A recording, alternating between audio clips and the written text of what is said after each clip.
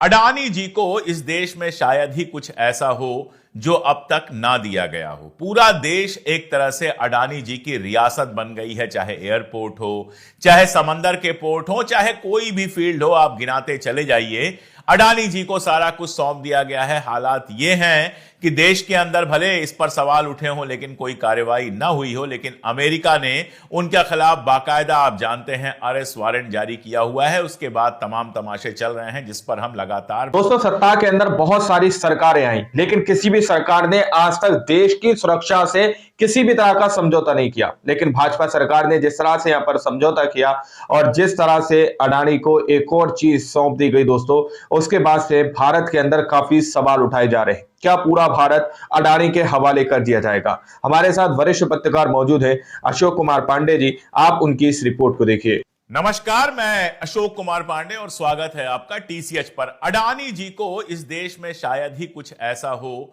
जो अब तक ना दिया गया हो। पूरा देश शायद ही एक ऐसा तरह कुछ से होगा। अडानी जी की रियासत बन गई है, चाहे एयरपोर्ट हो, चाहे समंदर के पोर्ट हो, चाहे कोई भी फील्ड हो, आप गिनाते चले जाइए। अडानी जी को सारा कुछ सौंप दिया गया है। हालात ये हैं कि देश के अंदर भले इस पर सवाल उठे हों, लेकिन कोई कार्रवाई ना हुई हो, लेकिन अमेरिका ने उनके खिलाफ बाकायदा, आप जानते हैं, अरेस्ट वारंट जारी किया हुआ है। उसके बाद तमाम तमाशे चल रहे हैं जिस पर हम लगातार बात करते रहे हैं। लेकिन अभी तक देश की सुरक्षा एक ऐसी चीज रही है, और खास तौर पर पाकिस्तान की सीमा पर देश की सुरक्षा एक ऐसी चीज रही है। 80 साल में आज तक किसी सरकार ने देश की सुरक्षा के साथ कोई समझौता किसी रईस की रियासत को बढ़ाने के लिए नहीं किया। ये बात बाकी सही है। देश आप लूटते रहिए, एयरपोर्ट ले लीजिए, समंदर के पोर्ट ले लीजिए, बिजली ले लीजिए, सब ले लीजिए, लेकिन कम से कम पाकिस्तान के साथ जो सीमा थी, वहां की जमीनों को लेकर इस तरह की लूट खसोट नहीं मची थी जो इस सरकार में मच रही है, जो खुद को कहती है कि हमारे यहां कोई करप्शन नहीं है, और जो पाकिस्तान की सीमा को और पाकिस्तान को लेकर इतनी सेंसिटिव है कि पूछिए मत। आपको याद ही होगा, यह कुंभ शुरू हुआ था और एक संत जो हैं, जो भारतीय जनता पार्टी के बहुत करीब हैं, उन्होंने कहा था कि इस कुंभ में हम कुछ ऐसा करने जा रहे हैं कि पीओके भारत का हिस्सा बन जाएगा। इसके पहले भी आपको याद होगा, योगी जी ने चुनाव प्रचार के समय कहा था कि 6 महीने के अंदर अगर मोदी जी की सरकार बनती है तो 6 महीने के अंदर हम पीओके को अपने कब्जे में ले लेंगे। 6 महीने से ज्यादा बीत चुका है, कब्जा वब्जा तो क्या होगा, लेकिन पाकिस्तान एक ऐसा लफ्ज है, पाकिस्तान एक ऐसा वर्ड है जिसके बिना भारतीय जनता पार्टी की राजनीति नहीं हो पाती और राजनीति जो है वो पूरी मुकम्मल ही नहीं हो पाती। चाइना कहने में तो पाकिस्तान और मुसलमान, लेकिन पाकिस्तान तो उनके भाषणों में भी खूब आता है। पाकिस्तान से लगी हमारी जो सीमा है, खासतौर पे जो कच्छ का रन है, उसको लेकर हमेशा से सरकारें बहुत सेंसिटिव रही हैं। आप जानते हैं, सर क्रीक लाइन है वहां पर, वो भारत और पाकिस्तान के बीच में काफी फ्लैश पॉइंट माना जाता है। पहले के युद्धों में भी वहां पर लड़ाइयां हो चुकी हैं, कई बार घुसपैठ वगैरह की कोशिशें वहां पकड़ी गई हैं। इसीलिए कच्छ के रन और उसके आसपास की जो जमीन है, उसको लेकर अब तक सरकारें बहुत ज्यादा सेंसिटिव रही हैं। आगे मैं डिटेल में बताऊंगा ये क्यों मुश्किल मामला है, ये समझना बहुत जरूरी है। कच्छ का रन जो है, या भारत पाकिस्तान की जो बाउंड्री है, उससे डिसाइड किया गया कि कुछ किलोमीटर की दूरी तक किसी प्राइवेट एंटाइटी को या किसी भी तरह का कोई इंस्टीट्यूट, किसी भी तरह की कोई फैक्ट्री या किसी भी अन्य काम के लिए वो जमीन नहीं दी जाएगी। एक तो होता है नो मैंस लैंड, और दूसरा ये सीमा के पास की जो जमीन होती है, उस जमीन पर खास ध्यान रखा जाएगा, किसी को दी नहीं जाएगी वो जमीन। लेकिन पाकिस्तान सीधे तौर पर कहा जा रहा है, लेकिन बावजूद इसके फिर भी बेची जा रही है जमीन। एक तो प्रेजेंट में इसकी वजह से कोई नुकसान ना हो, प्रेजेंट में ऐसा कुछ ना हो कि पाकिस्तान उसका फायदा उठा ले, और दूसरा फ्यूचर में अगर युद्ध होता है तो वो जमीन खाली रहे, ताकि लैंड माइन बिछाना हो और भी कुछ करना हो, सेना का मूवमेंट हो, उसमें किसी भी तरह का कोई डिस्टर्बेंस ना आए। एक तरह से आप ये कह सकते हैं कि जंग का मैदान वो खाली छोड़ दिया जाता है कि अगर जंग के हालात बने तो आर्मी उसमें आराम से मूव कर सके। अब जो यह किस्सा आया है वो यही आया है कि ये जो खाली जंग का मैदान छोड़ा गया था, ये जमीन भी अडानी जी को गिफ्ट कर दी गई है, दे दी गई है, ताकि वहां पर वो अपनी फैक्ट्री लगा सकें। भले हमारी आर्मी को उससे परेशानी हो, भले हमारे देश की सुरक्षा खतरे में पड़े, लेकिन अडानी जी की थैली भरी गई है। अडानी जी की रईसी और रियासत दोनों को बढ़ाया गया है नियम कानून में बदलाव करके, और ये सारी जमीन उनको दे दी गई है ताकि वो अपना प्रोजेक्ट वहां पर लगा सकें। जो वायु चक्की का, पवन चक्की का प्रोजेक्ट है वो वहां पर लगा सकें। पहले सरकार को लगाना था, फिर कैसे सरकार से लेके उनको दिया गया। ये पूरा किस्सा बताता है कि जो सरकार कहती है हमारे यहां करप्शन नहीं है, उसके यहां नियमों में ही ऐसा बदलाव किया जाता है, तोड़ मरोड़ की जाती है कि सारा पैसा अडानी जी की प्रॉफिट में, अडानी जी के पॉकेट में बड़ी आसानी से पहुंच जाए। कल प्रियंका गांधी ने इस पर ट्वीट किया, उसके बाद मल्लिकार्जुन खड़गे ने भी इस पर सवाल उठाया, राहुल गांधी ने भी सवाल उठाया। संसद का आखिरी दिन है, हो सकता है, संभव है कि इस पर काफी सारी चर्चा हो, काफी सारी चर्चा इसको लेकर की जाए। जब खबर छपी द गार्जियन में, आप जानते हैं हिंदुस्तान का गोदी मीडिया तो अपने मालिक के खिलाफ कुछ कह नहीं सकता और ना कुछ सुन सकता। अडानी और दूसरे मालिक हैं उसके आदरणीय नरेंद्र मोदी जी। इन दोनों मालिकों के ऊपर कोई बात तो हमारे देश का गोदी मीडिया कह ही नहीं सकता है।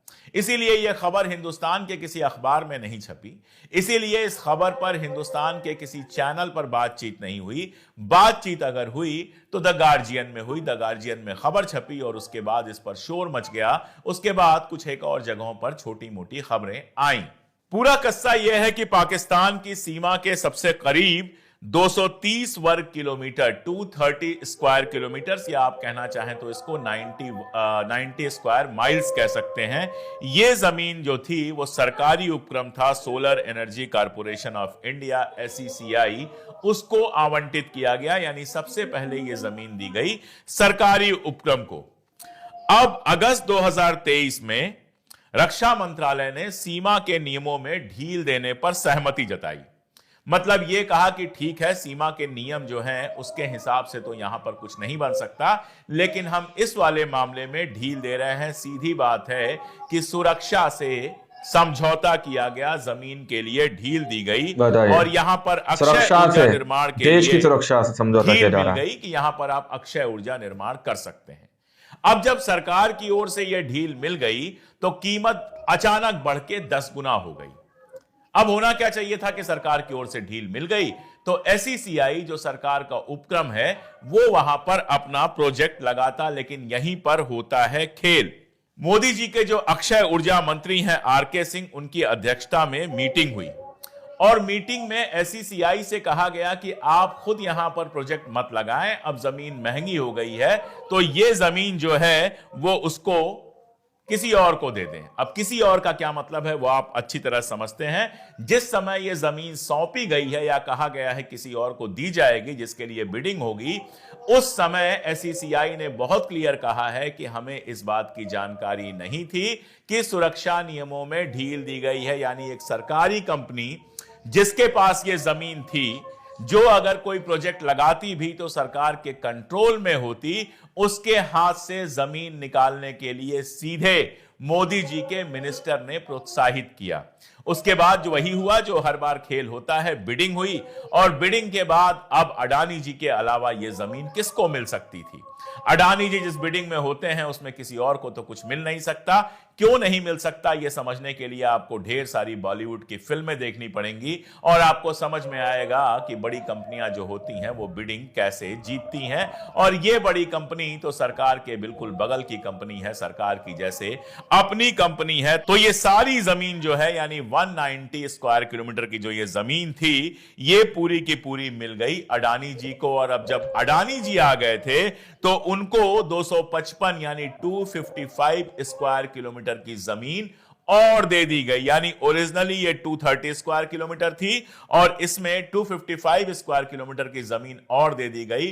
डबल से भी ये जमीन ज्यादा हो गई। यानी मोटी बात यह है कि सीमा से लगी हुई, पाकिस्तान के सीमा से लगी हुई लगभग 450 या 450 स्क्वायर किलोमीटर की जमीन अडानी को दे दी गई। और जहां कहा गया कि ये अपना प्रोजेक्ट लगाएंगे, जो पवन चक्की का प्रोजेक्ट है वो लगाएंगे।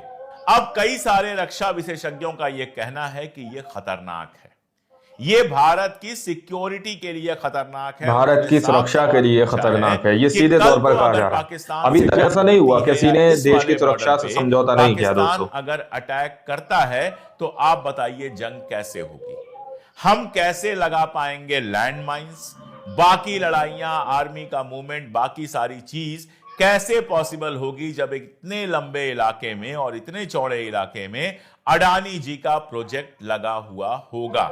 एक अधिकारी ने पूछा है, इसमें इस अखबार में किसी अधिकारी को कोट किया गया है जिसका नाम नहीं बताया गया है, उसने पूछा है कि अगर माइंस, एंटी टैंक या एंटी पर्सन बिछाने की जरूरत पड़ी तो हम क्या करेंगे, डिफेंस और अटैक दोनों में स्पेस और सरप्राइज की अवधारणाओं का क्या होगा।